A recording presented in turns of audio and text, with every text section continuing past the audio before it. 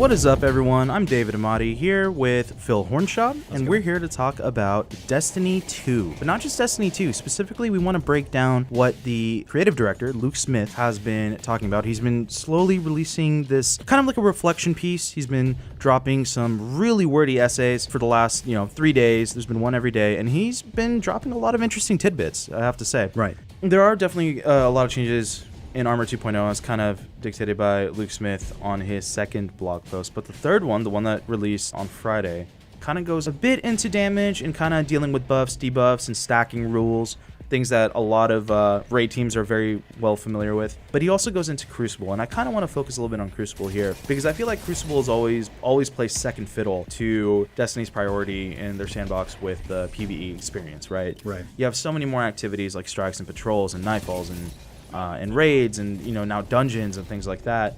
And Crucible got very streamlined in D2, where they almost went this Overwatch route, where they just went, here's a quick play, and then here's a competitive list, and there's we'll different see game you modes. in a year. Yeah, and we'll see you in a year, right? We'll give you Trials of the Nine, and Trials of the Nine will disappear, and we won't talk about that.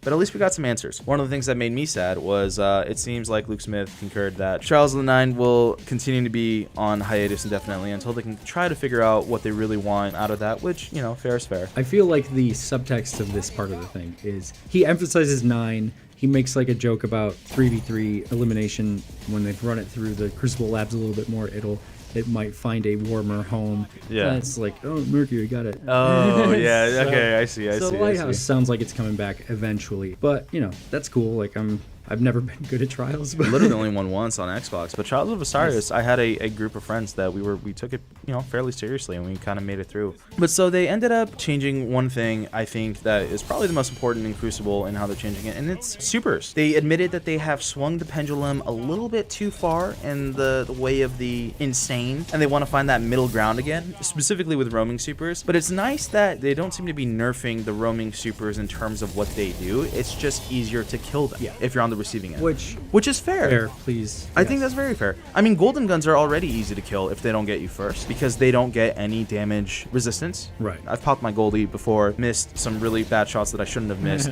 and I get punished for it, right?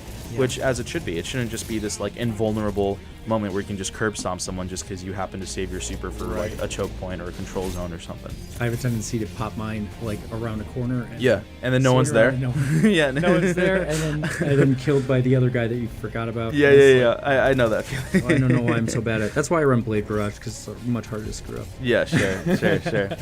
One other thing that they're changing that's pretty important, I think, in how Destiny 2 operates, but Destiny 1 fans will definitely remember it, is heavy ammo is going to be communal. Everyone can surround that one heavy brick, someone can activate it, and everyone gets their heavy. Although it's going to be, you don't get as much ammo, I think. They're kind of reducing it. They're bringing heavy down a little bit, right, so that you're not going to just like wall up everybody with your hammerhead. And they're changing it a little bit. It's not going to be like Destiny 1 where ammo appears in your pocket when you're nearby. Right. You actually, it sounds like you have to go. You have to interact, you right? have to click it as well. Totally. Yeah, exactly. So it'll still be chilling there, even if one of your teamites does it. So you'll have a chance, but you have to be like on the ball about it. Within reasonable distance, yeah. Exactly. So I kind of like that sort of mayhem-ish approach to it, and I do think that communal heavy is going to be a good thing, because beforehand you would have what? You would have like one player not even playing anymore and just like waiting by heavy for like 45 seconds. Yeah. Just because they wanted, I don't know, maybe they were doing bad and they needed their hammerhead to kind of get like a streak or something. So either people totally ignore it and one guy wanders up and gets truth ammo, or everybody flocks there all the time and it just becomes a weak point on the map. Right. Where you're not doing tactics, you're not really thinking about what the hell you're doing, you're just charging in there. Yeah, absolutely. And so they're not only changing the way that the heavy ammo economy works, and they're not only changing the fact that Trials is still not making a comeback, but they're changing the way that you even kind of load into Crucible. Those playlists are gone. The quick play and comp are now gone, and it seems like it might be more similar to how they've removed the quick play and competitive notes from the director, but they have added like a classic mix, right? And competitive now, it's no longer 4v4. It's now back to 3v3, and it ends up being specifically survival.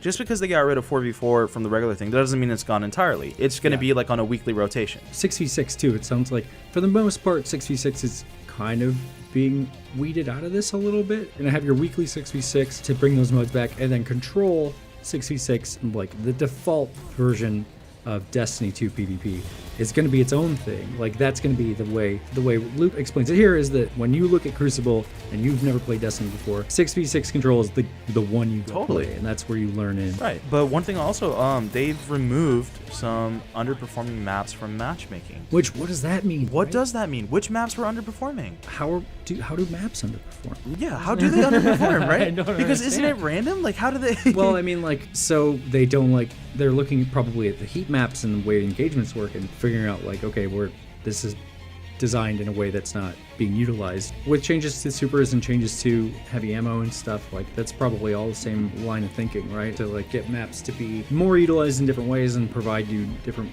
tactics and stuff. So we have a lot of good stuff that we were able to talk about in regards to power changes, super changes, Crucible changes. Let us know in the comments what you're excited to see and what you're hoping to find out more for Shadowkeep, and stay tuned to GameSpot for all the news, reviews, and gameplay videos on Destiny 2 Shadowkeep. Thanks, guys.